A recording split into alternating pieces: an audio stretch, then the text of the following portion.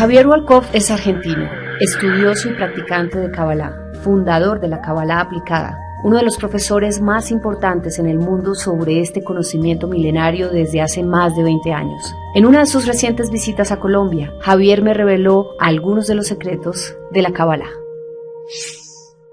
Javier, ¿qué es Kabbalah? ¿La explicación teórica o lo que yo pienso que es Kabbalah? Las dos. Bueno, teóricamente la Kabbalah es el cuarto y más elevado nivel de estudio del Antiguo Testamento según el judaísmo. Dentro del judaísmo hay 4 niveles de estudio y el más alto o el más profundo o el que está reservado para los sabios históricamente fue la Kabbalah. Si me preguntan a mí qué es la Kabbalah es el compendio más ancestral que tenemos como legado a la humanidad sobre una explicación práctica de cómo funcionan las reglas de causa y efecto en este mundo. Las reglas de causa y efecto desde el plano metafísico, de lo que no vemos a simple vista. En ese sentido, ¿para qué serviría entonces la Kabbalah? Bueno, la palabra Kabbalah en sí quiere decir recibir, ¿sí? Parece que fuera una palabra muy mística porque como es de origen hebreo o arameo, pero en realidad lo que quiere decir es recibir. Si prestamos atención, la gente, no existe un movimiento humano que no esté impulsado por el deseo. Los seres humanos somos deseo. Según la Kabbalah, nuestro ADN metafísico, lo que nos hace diferentes una persona de otra, es lo que deseamos. Y es el deseo lo que nos tiene en constante movimiento. Incluso cuando uno tiene el deseo de no hacer nada y estar quieto, está siempre en la búsqueda de. Entonces estamos siempre buscando recibir algo, felicidad, sustento, salud, bienestar, descanso. Eso que buscamos, la Kabbalah explica cómo es que la persona lo recibe. Y no solo cómo lo recibe cuando es lo que quiere o lo que está o lo que cree que está buscando, sino cómo recibe todo lo demás que muchas veces la gente tiene en su vida, que piensa que él no tuvo nada que ver con eso porque no lo quiere. Nadie quiere estar enfermo, nadie quiere un divorcio, una bancarrota, y pensamos o nos han hecho creer que vivimos en un mundo aleatorio en donde las cosas ocurren por suerte, buena o mala suerte, que hay un Dios que de vez en cuando está de buenas y nos hace el favor de que nos vaya bien, y por eso vamos una vez por semana a la iglesia o al templo o a lo que sea para tratar de complacerlo. Y tenemos esta idea de que, bueno, si tienes buena suerte te va a ir bien, si tienes mala suerte. Es interesante, la palabra suerte en hebreo, o la interpretación cabalística de lo que es la suerte. Suerte en hebreo se dice mazal. Mazal es una palabra hebrea que está hecha de 3 consonantes, no tiene vocales.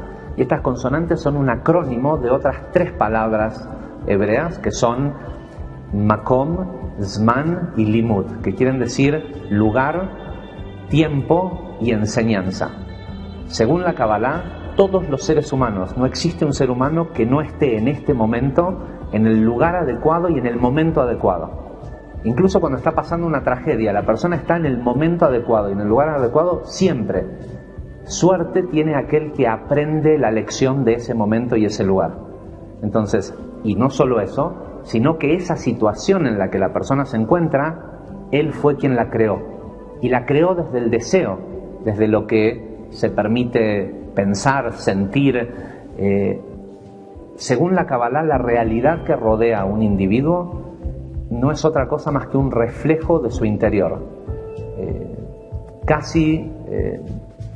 Ya entrando en un poco medio en un conocimiento más elevado, que lo explicamos por supuesto en los cursos con mucho más detalle, yo aquí lo digo, lo pongo sobre la mesa y puede sonar como una locura.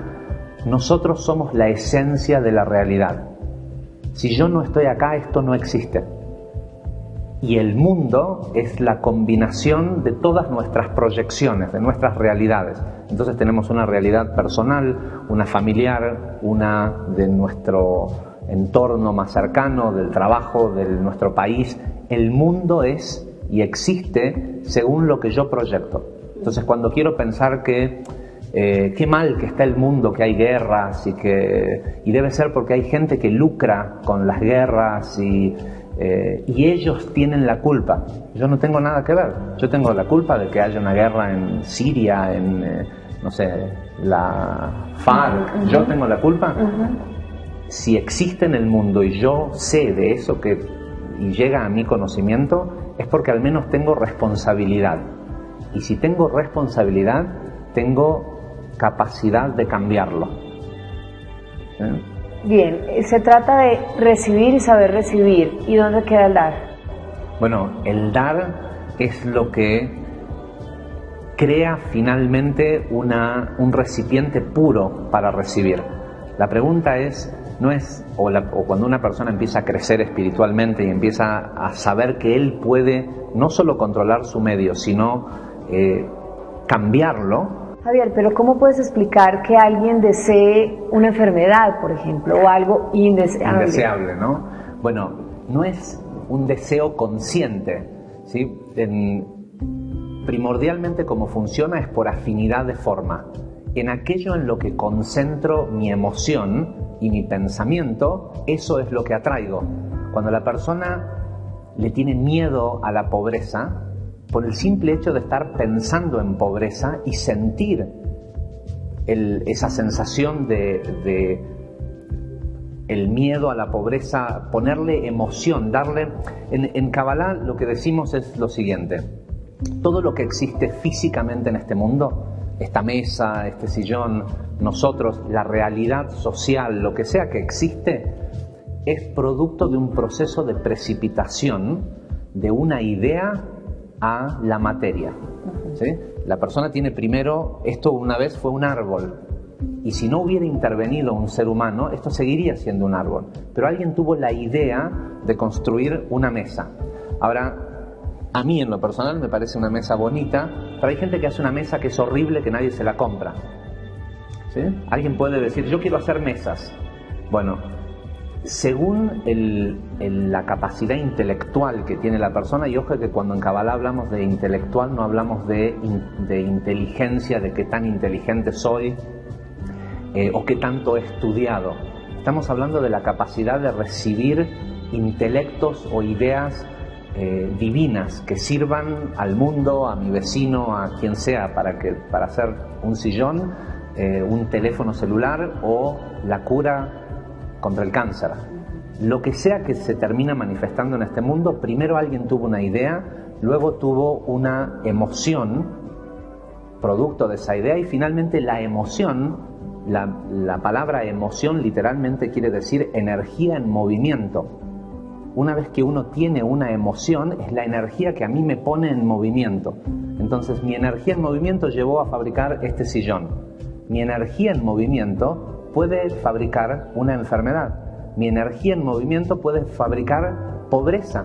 Pero yo no quería ser pobre, yo le tengo miedo a la pobreza. Bueno, si me paso 10 horas por día pensando en pobreza, sea porque le tengo miedo o porque quiero, lo que estoy emitiendo es pobreza.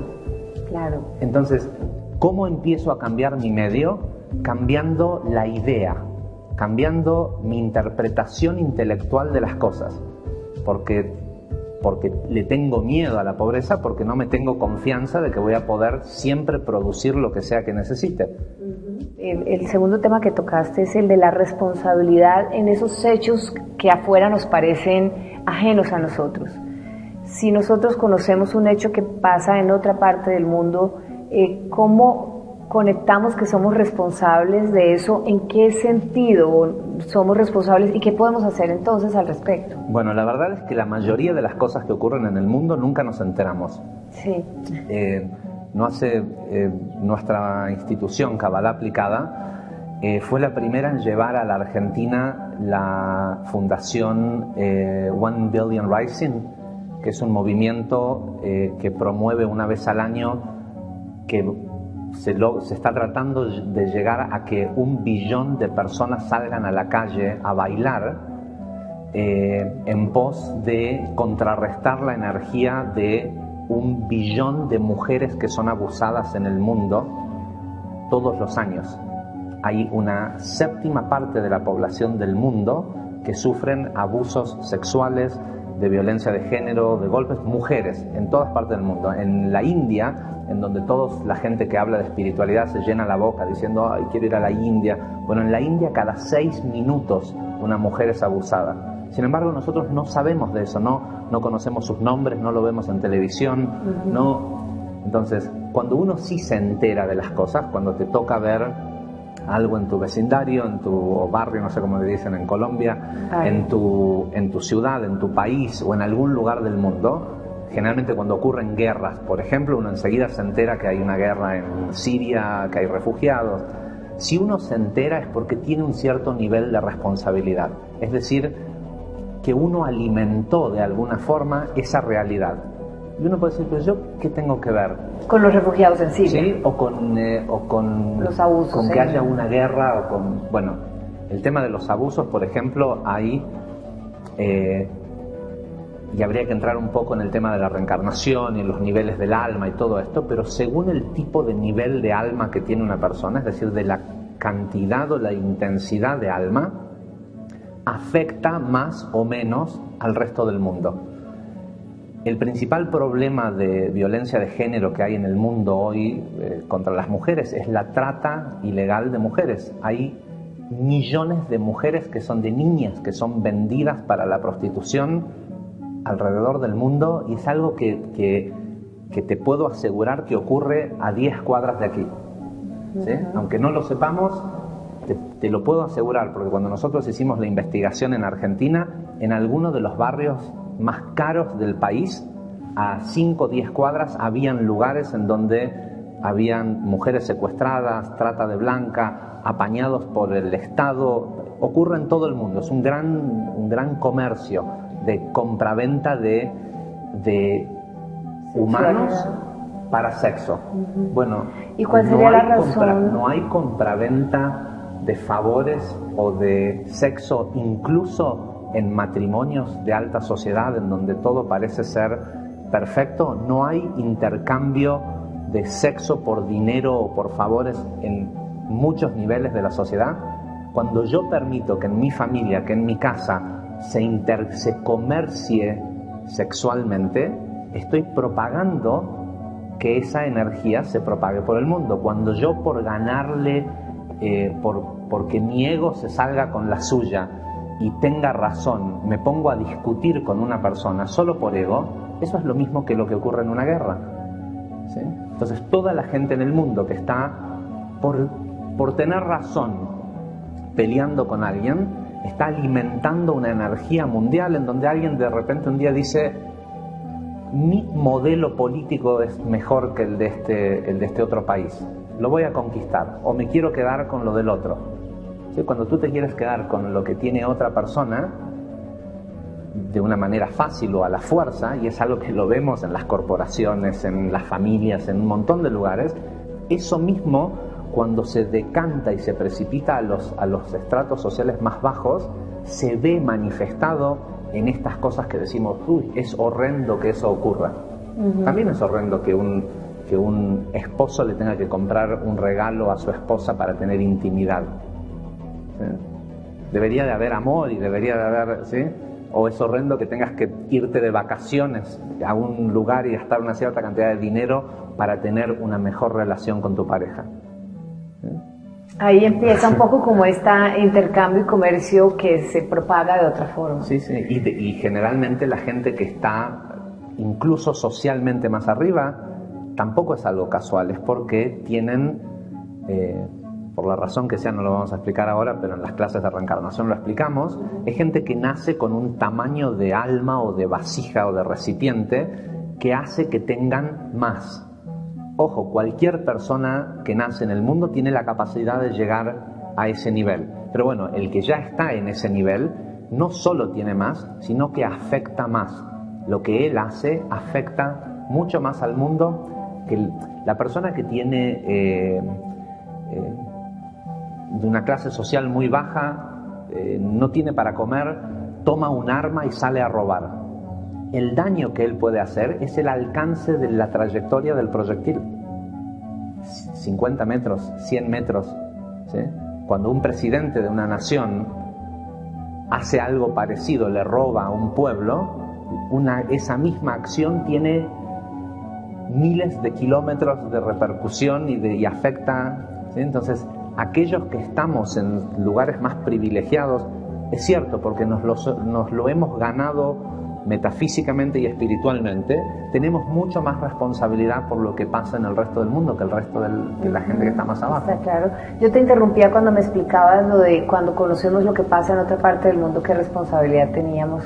Estabas explicándomelo cuando llegamos a los abusos. Bueno, la responsabilidad, es muy interesante la palabra responsabilidad. En inglés es perfecto, en español funciona bastante bien. Responsibility es the ability to respond, la capacidad de responder. Entonces, si yo me hago responsable, quiere decir que adquiero la capacidad de cambiarlo.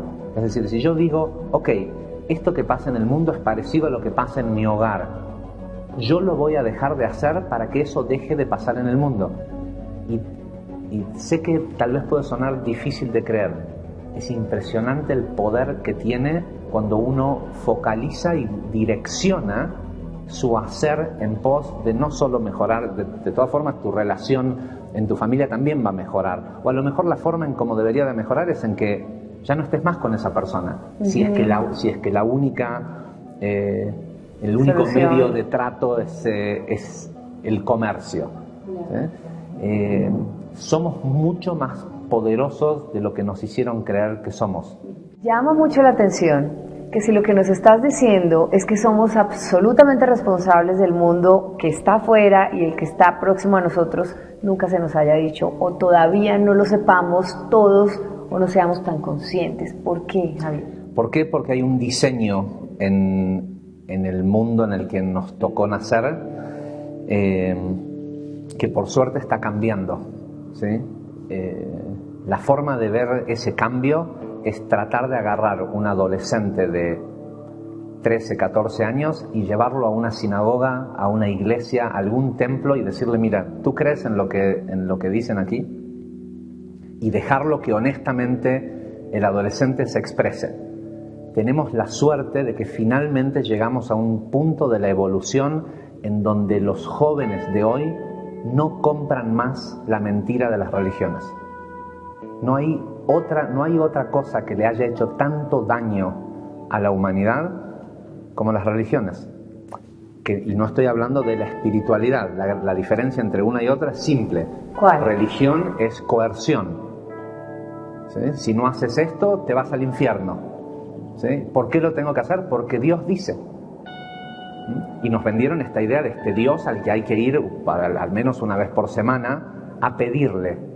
¿A alguien le funciona pedirle a Dios? Si funcionara pedirle a Dios, la gente no iría a trabajar, iría todos los días a la iglesia a pedirle a Dios, ¿o no? Sí. Pero no funciona, porque así no es porque nos hicieron creer, nos vendieron un sistema que básicamente fue hecho para la revolución industrial. Tenemos un sistema educativo que fue hecho sacando las nuevas corrientes de educación emocional como las escuelas Waldorf. Tenemos un sistema global educativo que fue diseñado en Alemania para crear obreros para las plantas de producción. Tenemos una salud, un sistema de salud que está basado en tratar síntomas en lugar de buscar causas. ¿Sí? Me habías preguntado cómo alguien termina generando algo indeseable. Nadie quiere una enfermedad. No, nadie quiere una enfermedad, pero no hay una enfermedad que su causa no sea un conflicto emocional. Una persona no puede enfermarse, nadie muere de enfermedades. La gente muere de la fatiga del conflicto emocional que genera la enfermedad, y la enfermedad está ahí para enseñarte qué es lo que tienes que cambiar. La enfermedad es la inteligencia y la sabiduría, el paquete de aprendizaje que viene con una enfermedad. ¿Qué pasa? La mayoría de la gente que muere de una enfermedad no muere por la enfermedad, muere por el diagnóstico médico. Sé que los médicos me odian cuando digo esto, pero los cabalistas lo vienen diciendo hace 4000 años. ¿Es como si le dieran una sentencia? O sea, tienes De esto. entrada, sí, tienes tal. Yo les digo a mis alumnos, damos un curso que está en la plataforma, que es Kabbalah y Salud. Necesitas ir al médico para que te diga el diagnóstico, porque no tenemos, lamentablemente, suficientes personas que conozcan del cuerpo humano fuera de la medicina. Entonces, uno necesita que te digan el diagnóstico, que te digan qué enfermedad, en dónde está localizada, no en un órgano, sino en qué lugar del órgano, poder saber cómo se manifestó. En esa manifestación de la enfermedad está toda la información de cuál fue el conflicto que ocurrió en tu vida, que no pudiste superar y lo sintomatizaste, que terminó enfermándote. Corriges el conflicto y la enfermedad desaparece. Porque vinimos a aprender. La enfermedad lo que está tratando de hacer es eso, es enseñarte. Yo siempre digo que lamentablemente hay muy poca gente que estudia Kabbalah, pero todos los seres humanos del mundo aprenden Kabbalah. Nadie se muere sin haber aprendido Kabbalah, porque Kabbalah son las reglas metafísicas de causa y efecto de cómo funciona este mundo. Las aprendes por adelantado y las usas a tu favor, o la vida te las enseña a los golpes. ¿Por qué? Porque no hay un maestro más efectivo en fijar el conocimiento que el dolor. ¿Y por qué la gente escoge eso? No, la gente no escoge, la gente ha sido privada del conocimiento de cómo se crea una realidad superadora a la que tienen hoy. A la gente le han dicho que la forma de mejorar sus vidas es trabajar duro y esforzarse. Eso es lo que le dijeron para que cuando vayan a la fábrica trabajen duro y se esfuercen. La gente que más se esfuerza en el mundo es la que menos tiene. El 98% de la gente del mundo es pobre, 98%. Solo el 2% de la población del mundo gana más de $1.500 al mes. 2%. No hay una pirámide social, es como una chinche, ¿saben lo que es? No sé si aquí saben. ¿Sí? Es una platea muy delgada con el 2% de la población y el resto es pobre. Ahora que ese otro 98% no tienen acceso a la riqueza y al sustento porque son vagos, porque no trabajan duro, porque no se levantan a las 5 de la mañana y viajan 2 horas en autobús para llegar a su trabajo, trabajan 10 horas, vuelven a la noche a su casa. Es mentira que el que más se esfuerza le va mejor. Pero es una mentira que fue muy favorable para un pequeño grupo de gente que sacó provecho de eso. Para tener una vida mejor, lo que uno tiene que aprender es a crear esa vida. ¿Cómo? Tomas el curso Los secretos místicos del éxito. Ajá. El cómo es simple. Comienza con la coherencia entre el pensamiento, la emoción y la acción. Si no lo sientes, no lo hagas. ¿Sí? Si lo sientes, hazlo, no lo reprimas. Porque si lo reprimes, el cuerpo lo termina demostrando en enfermedad. Las enfermedades son en sí emociones reprimidas. Es esa energía que en lugar de ponerse en movimiento, la gente por dogmas sociales, por ego, para que no piensen mal de mí, en lugar de gritar, no grita, se lo queda. ¿Por qué? Porque si grito, mi jefe me despide. Y a lo mejor que te puede pasar es que te despidan. Ahora, si yo sé que esto que estoy haciendo, pues la reacción que me genera mi jefe me termina siendo algo que a mí me termina haciendo mal porque ya me despidieron de 20 trabajos, a lo mejor lo que tengo que cambiar es la percepción de cómo interpreto la relación con mi jefe. Entonces, Kabbalah es primordialmente, el saber el conocimiento de la Kabbalah nos ayuda a aprender a pensar, a que quien piense sea realmente nuestro cerebro y no el miedo. La mayoría de la gente cree que piensa. La primera inteligencia artificial no fue lo que vemos en la computación y todo esto. La primera inteligencia artificial es el conocimiento, el cómo la persona reconoce una situación. Y la reconoce no según una sabiduría divina, la reconoce según lo que le enseñaron. La mayoría de los problemas que que sufre la gente, lo sufre por culpa de su árbol genealógico. Según la Kabbalah no hay ni enfermedades hereditarias, no hay situación sociopolítica que pueda afectar a una persona que sea heredada de sus padres. ¿Sí? No hay lo hereditario, lo que hay es transgeneracionalidad, es decir, pero todas las personas en la familia se enferman y se mueren de lo mismo. Claro, porque les enseñaron a pensar de una cierta forma que ante ciertos estímulos reaccionan emocionalmente de la misma forma que lo hacía su papá, su abuelo, y a lo mejor el bisabuelo tenía esa forma de pensar y era justificada porque era un refugiado de guerra. Nosotros tenemos este legado en Latinoamérica, que la mayoría de nosotros somos hijos o nietos de inmigrantes que fueron refugiados. ¿Sí? Por eso a veces me llama mucho la atención cuando no tenemos la predisposición de absorber de repente a inmigrantes refugiados de otros lugares, o a lo mejor subvencionar por un proceso de paz a un grupo de personas. ¿Por qué lo hacemos? Es por egoísmo. Pero en sí lo que nos pasa es que nos programan los miedos, y los miedos, según la Kabbalah, no es una emoción. La Kabbalah claramente identifica el miedo como la falta de emoción. Cuando hay una sola emoción primordial, que es el amor, lo apagas y la persona tiene miedo. En el momento que la persona tiene miedo, va a exponer una defensa violenta contra otros o contra sí mismo. Hay gente que cuando tiene miedo se pone violento hacia los demás, y hay gente que fuma, come, hace lo que sea, se lo hace a sí mismo, se enferma. La gente dice, me enfermé de tal cosa. Lo está diciendo, lo asume que fue él mismo quien se enfermó. Bueno, si la enfermedad tiene su origen en un conflicto emocional, ¿en dónde está el origen del conflicto emocional? Lo más interesante es entender el tema de conflicto. Porque el conflicto es una interpretación de la persona.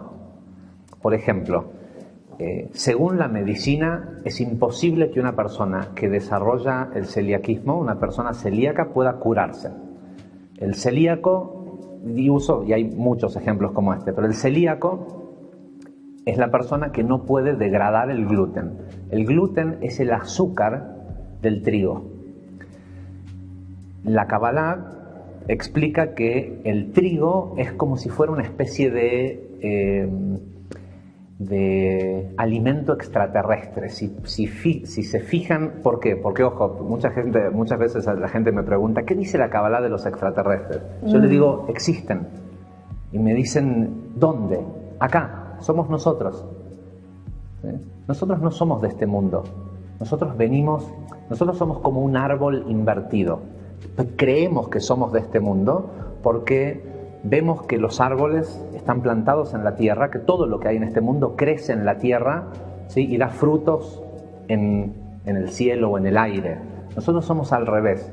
Nosotros no somos este cuerpo físico. Nosotros somos un alma que no vive 50, 60, 70, 80 años, vive eternamente, que temporalmente adquiere o encarna un cuerpo físico. Pero de donde nosotros venimos es, por decirlo de alguna forma que la gente a lo mejor entienda, nosotros venimos del cielo, somos seres metafísicos. Y somos un árbol invertido, nuestras raíces están en el cielo y venimos a dar frutos en la tierra. ¿Sí? Entonces, de este lugar que la gente llama Dios, que en Kabbalah conocemos como Olam Atzilut, el mundo de emanación, que también está relacionado con la idea de Dios Padre. ¿Sí? Hay en todas las religiones, no solo las actuales, sino las civilizaciones antiguas, todas han tenido un patriarca que tiene 12 hijos o 12 apóstoles, ¿sí? Porque hay un sol que es el patriarca y hay 12 signos del zodíaco, todas las religiones, todos estos dogmas, lo que han venido a hacer es a reflejar una realidad estelar, por decirlo de alguna forma. ¿Sí? La energía que influencia este mundo, que hace 2000, 4000 años atrás era muy difícil de explicarle a la gente que habían signos zodiacales, que éramos influenciados por los astros que ni siquiera los veíamos. Entonces se crearon estas pequeñas historias que son la religión, ¿sí? En todas las religiones hay un patriarca que tiene o 12 alumnos, o 12 discípulos, o 12 hijos. Entonces, en la encarnación de un ser humano en la Tierra, tiene que lidiar con una dualidad, que es la dualidad de lo masculino y lo femenino. Que cabalísticamente lo masculino y lo femenino no es solo hombre y mujer.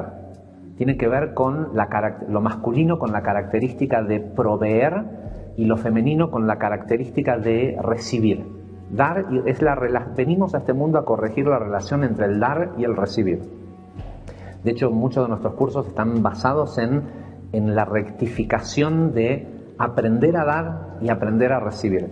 Bien, en este concepto de lo masculino y lo femenino nos han dicho que hay como un Dios Padre, y que hay una presencia divina, o en hebreo tenemos a Dios Padre y a la Shejina, que es un aspecto femenino de Dios, y es en realidad para denotar la dualidad entre lo masculino y lo femenino. Bueno, volviendo a la pregunta, el trigo está relacionado con la característica del Padre. Entonces, cuando una persona es celíaca, es porque cree que su padre no lo quiere. Y a veces no es cierto. Tengo un caso en particular, una alumna que un día me cuenta que es celíaca, y le digo, ¿desde cuánto hace que sos celíaca? Me dice, toda la vida. Le digo, no es cierto, nadie es celíaco nadie nace celíaco. Me dice, no, bueno, hace muchos años. Le digo, bueno, ¿cuándo? Me dice, cuando tenía 18 años. Le digo, bien, ¿qué está pasando en tu vida cuando tenés 18 años? Me dice, lo que pasó, no, le digo, contámelo en tiempo presente, como si fuera que te está ocurriendo ahora. Me dice, no sé, no, nada en particular. Le digo, no, un conflicto con tu papá. Me dice, no, mi papá es el amor de mi vida, es la persona con la que mejor me llevo, nunca tuve ningún problema con él. Le digo, no. Pensá, ¿qué te ocurrió a los 18 años? Ay, me dice, se sorprendió y me dice, mi papá me había prometido que me iba a regalar un viaje a Estados Unidos si aprobaba el último año de la secundaria sin llevarme ninguna materia, si aprobaba todas las materias. Y para no perderme el viaje le mentí y no le dije que me había llevado 4 materias y pensé que no se iba a dar cuenta, y 2 días antes del viaje se enteró y me canceló el viaje. Le digo, ¿y qué sentías? Sentía que mi papá me odiaba. Le digo, ¿pero tu papá te odia? No, dice. Le digo, bueno, vas a ir y vas a hablar con él sobre esto, porque la percepción es el problema. Para ella eso que hizo el papá es un gran conflicto por la gran relación que tenía con su papá. Si ella no le hubiera importado que el papá la quiera o no la quiera, si hubiera tenido una mala relación con su papá, seguramente no se hubiera enfermado. Pero que su papá, que es el amor de su vida, le haga esto, a ella le generó que el pensamiento de no me quiere, y como el azúcar está relacionado con el amor y el trigo con el padre, generalmente cuando una persona es celíaca es porque tiene un conflicto en la relación amorosa con su padre. Ahora, la ciencia dice que es imposible que una persona se cure. Una vez que es celíaco, no es intolerante al gluten siempre. Bueno, esta chica, que es mormona, ahora todos los domingos hace la sacristía en la iglesia mormona, no se hace con una hostia o con una oblea, se hace con pan. Bueno, come pan y no le hacen mal. Bueno, es muy fácil cuando lo explicas así. con todo el ejemplo y en fin, pero yo puedo estar en este momento teniendo un conflicto emocional del que no me doy cuenta, que me está causando una enfermedad y no lo puedo relacionar. No, pero si tienes la enfermedad, hoy en día lo único que tienes que hacer es ir a buscar, hay diccionarios de enfermedades emocionales, hay una cantidad enorme de profesionales de la escuela de Hammer que explican cómo se identifica el conflicto. Es decir, solo tienen que buscar la información de dónde viene esa enfermedad conectada con una emoción. Sí. Pero el conflicto emocional, tal vez de la respuesta que fue tan larga, no, o para condensárselo a la gente, un conflicto emocional viene de... Primordialmente de la percepción que uno tiene de eso que le ocurre. Generalmente viene de pensar que es injusto. Esto es injusto, ¿cómo me puede estar pasando esto a mí? Te está pasando porque tú mismo lo creaste. Nada es injusto. Todo es perfecto para aprender. ¿Sí? Ahora, no hay por qué aprender a través del dolor. La idea de acercarse al estudio de la Kabbalah es empezar a aprender las reglas del juego, las que no nos enseñaron ni en la iglesia, ni en la sinagoga, ni en la escuela, para saber de antemano y poder decirle al sistema, mira, ¿sabes qué? Quiero aprender, pero prefiero empezar a aprender desde el placer y no desde el dolor. Hay una cosa que es siempre trato de dejarlo como consejo en las entrevistas, porque es algo muy pequeño y muy tonto que la gente hace, que es lo que le genera la mayor cantidad de dolor en su vida. Venimos a este mundo a aprender. ¿Sí? Si no hay algo para aprender, no estamos acá. Este mundo es solo una escuela. Y estamos de acá de paso, así que tampoco hay que tomarse las cosas, es un juego. ¿Sí? Ahora uno viene a aprender, y eso es lo primordial a lo que viene.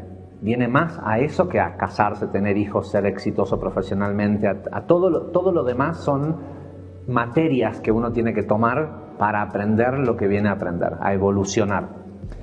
Si a una persona le pasa algo malo y se pregunta, ¿por qué me pasa esto?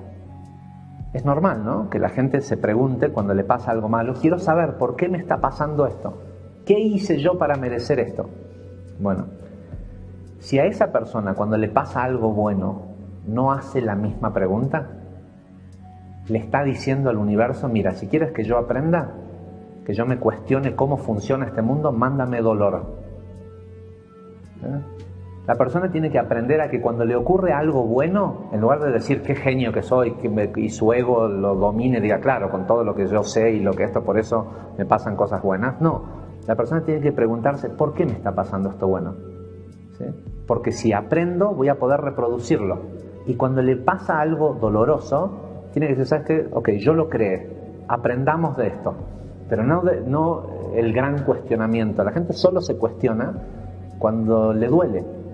Y lo que están enviando es un constante mensaje que dice, mira, si quieres que yo aprenda, la única manera es si sufro. Javier, sé que seguramente esto también lo incluyes en las clases de Kabbalah, las leyes universales, ¿no?, de este juego, pero si alguien está viéndote y quisiera saberlas por curiosidad para poder estudiarlas luego, ¿son 3, son 5, cuáles son?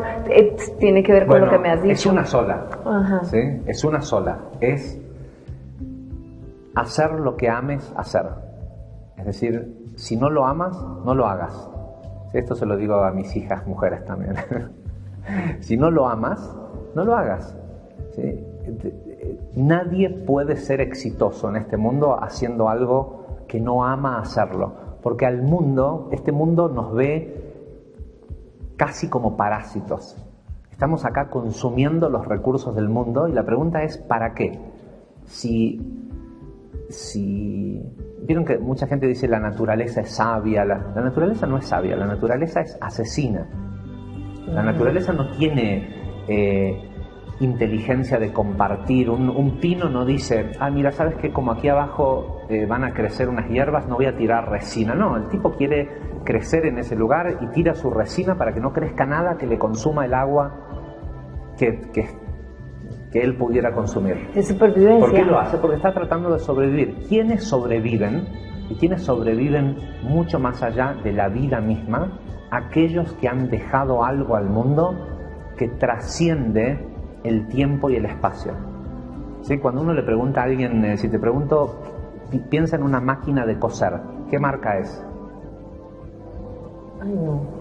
Bueno, sí, no sé. Se ve que nunca has cosido. Del resto de la gente, ¿qué marca es? Singer, se me ha olvidado. ¿Por qué? Porque Singer Yo coso a mano, Javier.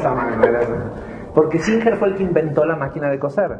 Hoy hay 1000 marcas y demás, pero aquel que vio un conflicto, un problema en el mundo y dijo, ¿sabes qué? Esto se tiene que acabar de que la gente cosa a mano, hay que facilitarle el trabajo a la gente, porque no vinimos a este mundo a trabajar. Ese tipo pasó a la historia y hace 100 años que murió, y sin embargo casi nadie sabe quién fue Isaac Singer. Fue un señor que inventó la primera máquina, pero su máquina, su nombre trascendió en el tiempo. ¿Cuánto hace que se fundió Kodak? Pero si yo le pregunto a cualquier persona que piense en un rollo de fotos, ¿sí? La invención de la fotografía, nadie dice Fuji, Canon, no, la gente dice Kodak. ¿Por qué? Porque fue Eastman Kodak quien inventó la máquina portátil de sacar fotos. Aquel que hizo algo, y la gente va a decir lo mismo de Steve Jobs. Yo siempre le pregunto al público, damos un curso que se llama Los secretos místicos del éxito, y le pido a veces, creo que la vez que más público he tenido en ese seminario fue algo un poquito más de 1000 personas, y le pregunto a la gente que levanten la mano si saben el nombre de sus 8 bisabuelos. Hay solo 2 generaciones de por medio entre nosotros y nuestros bisabuelos. En un auditorio con 1000 personas, si 2 personas levantan la mano y dicen yo sé el nombre de mis 8 bisabuelos, es extraordinario. ¿Por qué? Porque uno tendría que pensar que nuestros abuelos, igual que nosotros, pensamos que nuestras vidas no valen algo, ¿sí? Que no vamos a haber vivido 70, 80, 100 años y que después vamos a pasar al olvido. Ahora, si ni siquiera tus nietos saben quién fuiste, ¿sí? ¿Qué te hace pensar que el resto del mundo va a saber quién fuiste? Y a nosotros nos va a pasar lo mismo, a menos que hagamos algo trascendental. Y ojo, algo trascendental puede ser fabricar o precipitar la idea de algo que le solucione un problema, algo en la vida del resto de los seres humanos. O puede ser lo que le dices ayer estaba hablando con mi peluquera, que estudia conmigo, y me dice, pero ¿yo qué puedo hacer siendo... si yo lo que hago es cortar el pelo, ¿qué tengo que hacer? ¿El mejor corte de pelo del mundo? No, le digo, tú tienes la oportunidad de tener a una persona atada a tu silla durante 10 minutos o si quieres 1 hora, ¿sí? Lo puedes tener ahí el tiempo que sea y tienes conocimiento espiritual. El cambio que le ocurre a la vida de otra persona porque tú le aprovechaste tu quehacer diario para que la vida de otro mejore, eso es eterno, porque no es solo su vida, son sus nietos, sus bisnietos. Todos podemos hacer desde lo que hacemos diariamente algo trascendental, algo que cambie el mundo, si dejamos de mirar solo nuestro ombligo y empezamos a ver que somos capaces de cambiar el mundo. Impactar la vida de las personas. De eso, mira, la base de la Kabbalah se trata de esto. Esto lo explicó un gran cabalista de principios del siglo pasado, que lo resume en esta frase. Dice, las personas nacen con deseo de recibir para sí mismo, y un ser evolucionado convierte el deseo de recibir en deseo de influenciar. No tiene que dejar de tener deseo. Al revés, cuando se da cuenta que él puede influenciar el mundo, tiene que querer aún mucho más. El que quiere poco es porque es egoísta. La persona altruista siempre quiere más, porque sabe que el querer no es para tener, es para poder. El que piensa de que venimos a este mundo a tener objetos, dinero, venimos a este mundo a ser poderosos. El problema es que cuando le dices a alguien qué es ser poderoso, tenemos una programación que nos dice ser poderoso es ser el presidente de un país, tener mucho dinero, ser el CEO de una gran empresa. ¿Cuánta gente dice, bueno, ser poderoso es poder entrar a un hospital y curar todos los enfermos? Poderoso no es poder en detrimento del otro, es poder.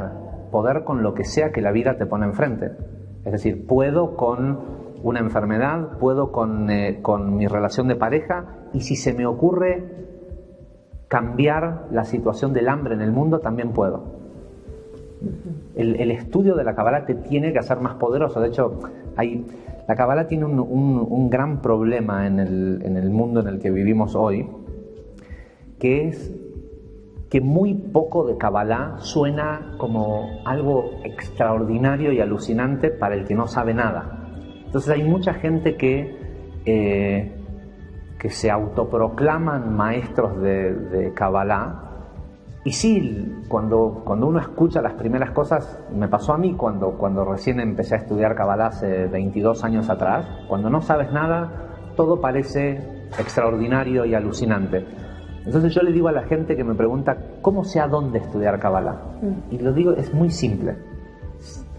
Cada cosa que aprendas de Kabbalah te tiene que hacer más poderoso. Si te hace supersticioso, no estás aprendiendo. Si te hace tener miedo, si necesitas de un amuleto, de un hilito rojo, de cosas externas para sentir que la Kabbalah te está ayudando, no te está ayudando. O no es que no te está ayudando, no estás estudiando Kabbalah. El propósito del estudio de la Kabbalah es despertar el poder interno del ser humano, que se manifiesta a través de un proceso de precipitación de alma. Cada vez nuestro alma no llega solo cuando nacemos. La reencarnación o la encarnación del alma en el cuerpo es algo que ocurre constantemente. Esta conversación que nosotros estamos teniendo está ampliando nuestro deseo de saber, está ampliando nuestra capacidad, y la razón por la cual dentro de 10 minutos vamos a tener una capacidad mayor por haber tenido esta conversación es porque, aunque no lo podamos ver, estamos recibiendo más de nuestro alma. Nuestro alma es mucho más grande de la que está en este momento encarnada en el cuerpo. Estamos encarnando constantemente. Constantemente. Cuando tomamos, cuando comemos. ¿Para qué comemos? ¿Sí? ¿Para vivir? Es raro. Nosotros somos una máquina rara, el ser humano. Para vivir, primordialmente lo que necesitamos es dormir, ¿sí? Soñar. ¿Sí? Los seres humanos no se mueren por no comer, ¿sí? O por no tomar. Hay gente que puede ayunar 40 días seguidos.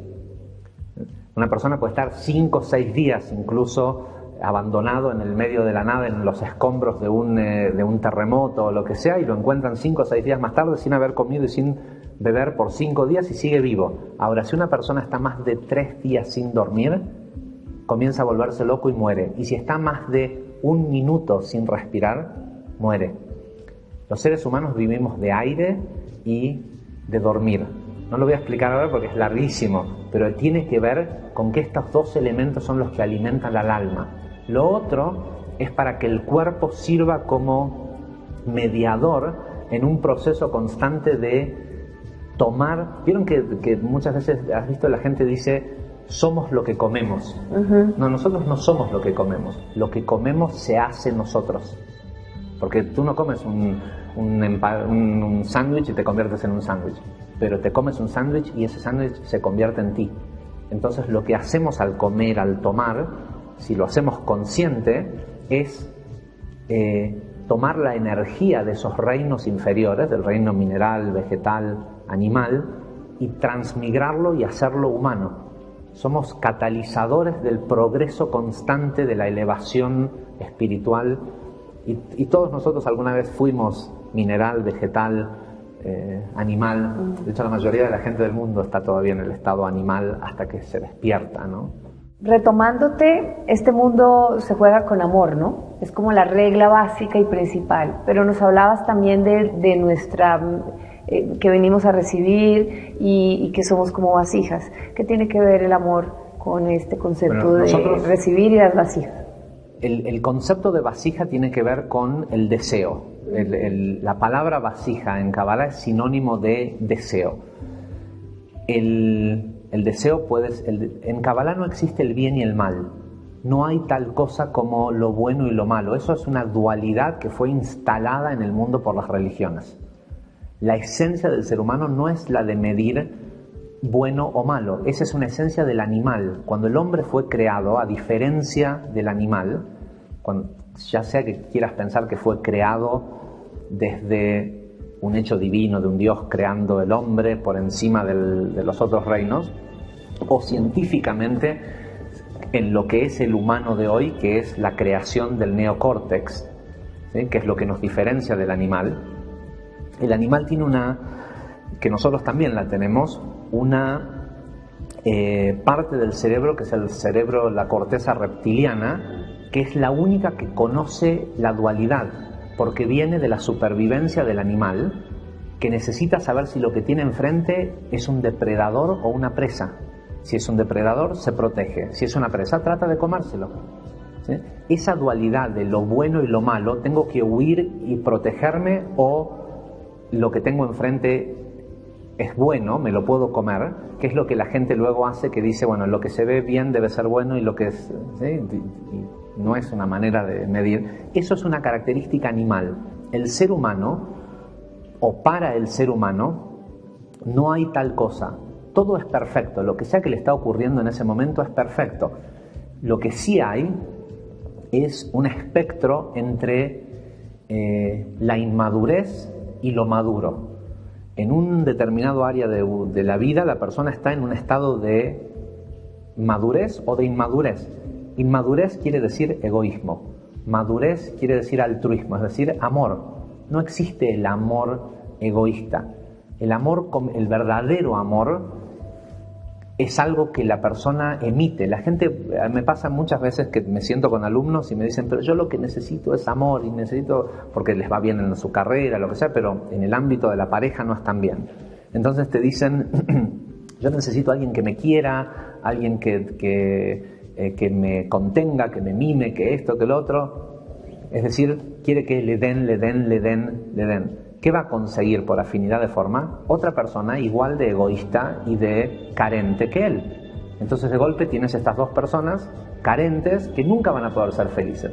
Porque el amor no es algo que uno puede recibir. El amor es una emoción primordial. Con lo cual es algo que una persona emite. Hay una diferencia entre las emociones y los sentimientos. La emoción es una frecuencia vibracional, si existe tal palabra, que la persona emite. La sensación o los sentimientos es lo que la persona físicamente siente en el cuerpo cuando está emitiendo alguna emoción. Uno nunca puede recibir amor. Uno puede dar amor, emitir amor, y por afinidad de forma encontrar a otras personas amorosas que se acerquen a tu vida y vivir en un ambiente y en un medio amoroso. Pero el amor se trata de dar, no de recibir. Entonces, venimos a madurar, a dejar de ser niños y convertirnos en hombres y mujeres amorosas. El amor es el fin, ¿sí? No así la espiritualidad. La espiritualidad es una vasija para recibir iluminación, y cuanto más iluminada está la persona, más se da cuenta que lo que sea que no es amor y que no construye, no vale la pena. En el otro lado del espectro está el ego. Ahora que hablabas de espiritualidad, y para cerrar, y teniendo en cuenta que es totalmente distinta a las religiones, algo que tú dices y llama mucho la atención, y seguramente a mucha gente le parecerá un poco agresivo, es que las religiones tienden a acabarse. ¿Cuál es la razón por la que dices esto? Porque finalmente estamos evolucionando. Stephen Hawking dijo los otros días, para el 8 de diciembre, en México es el 5 de diciembre, para el Día de la Virgen. Dijo, México nunca va a salir de la pobreza y del sufrimiento que tiene mientras sigan pensando, mientras sigan creyendo en la Virgen. El gran problema con las religiones es que nos llevaron de la esencia de lo divino, que es el conocer a Dios, a creer en Dios. ¿Sí? Y creer en un Dios que ellos se lo inventaron, ¿eh? Y es un Dios que le conviene mucho a un pequeño grupo de gente en esas estructuras de poder que están ahí muy arriba, mientras que el resto de la gente tiene que creer. ¿Sí? Si me preguntas a mí, yo no creo en Dios. y le deseo a toda la gente del mundo que nunca caiga en la desgracia de creer en Dios. A Dios hay que empezar hay que conocerlo. Ahora, ¿dónde está Dios? Dios está en el ser. Cuando Abraham dijo hay un solo Dios, no quiso decir de que no hay otros dioses y hay que ser monoteísta. En hebreo, la expresión de Abraham que dice Dios, que hay un solo Dios, así lo traducen bíblicamente a otros idiomas, en hebreo dice Hashem Echad, dice Dios es unidad, Dios es uno. ¿Qué quiere decir Dios es uno? Eso quiere decir que todo es Dios, pero que Dios es uno. Yo soy Dios. ¿Sí? Si yo no me conozco a mí mismo, no puedo conocer a Dios. Yo soy parte de los atributos de Dios. Esta mesa es Dios. ¿Sí? Sabemos que esta mesa es, hoy científicamente, 99,9% espacio vacío. Sin embargo, tiene esta apariencia, tiene solidez. ¿Por qué? Y la ciencia nos dice, bueno, es la energía del átomo. Eso es Dios. Es la energía que está en todo. Pregúntale a un físico o a un ingeniero cuando hace un cálculo y tiene que agregar el elemento energía, la letra E de energía. ¿Qué valor se le da? 1. En la ciencia, la energía es única y esa unidad o ese 1 es la vida misma. Hay un ser superior y omnipotente que es cierto que existe, pero del cual nosotros somos parte.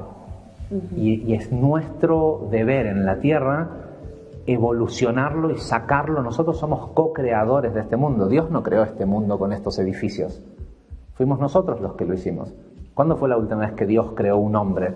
Los últimos 7.500 millones de hombres que hay en el mundo los hemos creado y educado nosotros. Entonces, ¿qué nos quejamos de cómo está el mundo si fuimos nosotros los que lo hicimos? Ahora, está en nosotros dejar de creer que alguien lo va a hacer y de pedirle a alguien que lo haga y darnos cuenta que somos nosotros quienes tenemos que hacerlo. Y alguien va a tener que ser el primero, por eso me animo a decirlo, en decir, ya está, ya al nivel de evolución que tiene el hombre hoy, no le hace falta más rituales religiosos. Le hace falta sentirse responsable por el otro y usar en la capacidad que sea, que tiene su capacidad para crear el mundo que queremos. Bueno, y va a ocurrir así, va a ocurrir, lo estamos viendo a través del crecimiento exponencial de la tecnología. No sé si sabes que yo no me dedico a ser profesor de Kabbalah, o sea, esto es algo que hago como hobby. Sí, como, ¿Cómo compartir? Sí, en realidad lo que hago de mi vida o de lo que me gano la vida es, tengo una empresa de tecnología. Es a través de la tecnología que finalmente vamos a llegar a un mundo en donde los seres humanos valgan no por lo que pueden hacer por una corporación, sino por lo que pueden hacer por su vecino. Porque la verdad es que en los próximos 30 años la mayoría de la gente del mundo se va a quedar sin trabajo. Pero eso va a ser algo grandioso. Sí, porque bueno, no va a hacer falta más que trabajemos. Cada vez que me das una respuesta, quiero hacerte otra que dura media hora más de respuesta. Pero si alguien quiere profundizar, sobre tecnología, reencarnación, las almas gemelas, cómo funciona el mundo, las leyes del universo y todas las explicaciones a través de la Kabbalah, ¿cómo te busca? ¿Dónde te encuentra? ¿Qué tiene que hacer? Pueden hacer dos cosas. Una es buscar el grupo de estudio más cercano a su ciudad. Tenemos un grupo en Bogotá, hay en Barranquilla, sé que hay unos cuantos más. Si entran en internet y buscan Kabbalah aplicada Colombia, seguro lo van a encontrar. Pero primordialmente, sobre todo porque hay mucha gente que de repente en ciudades más grandes no tiene la capacidad del transporte o el tiempo, Kabbalah aplicada es la primera institución en la historia del mundo en haber puesto todo el conocimiento, todas las clases que hemos dado en los últimos 10 años en una plataforma abierta y gratuita en internet. Entras en www.e de electrónico, pero en realidad es de emoción o de energía guión medio Kabbalah, que es K-A-B-A-L-A-H E-medio Kabbalah.org. te armas un usuario y tienes todos los cursos que hemos dado y los que seguimos dando constantemente. De hecho, la mecánica es la siguiente. Tenemos en la institución, somos una fundación sin fines de lucro. Yo doy una clase en donde hay gente que abona por esa clase, generalmente a voluntad, no tenemos un costo fijo, y ese dinero es el que paga para que se graben las clases y el lugar en donde se dan las clases y demás. Y al poquito tiempo después, ese material está en la plataforma, en el aula virtual, que hoy tiene algo así como, hoy por hoy, 28.000 alumnos activos que a diario estudian en la plataforma, y algo así como 300.000 alumnos a nivel mundial que en un momento u otro pasan por esta plataforma. Lo que solo necesitas el deseo. Si tienes el deseo, el contenido ya existe y está libre. Gracias, Javier. Un placer. Gracias por Muchísimas gracias a compartir ustedes. con nosotros todo este tiempo.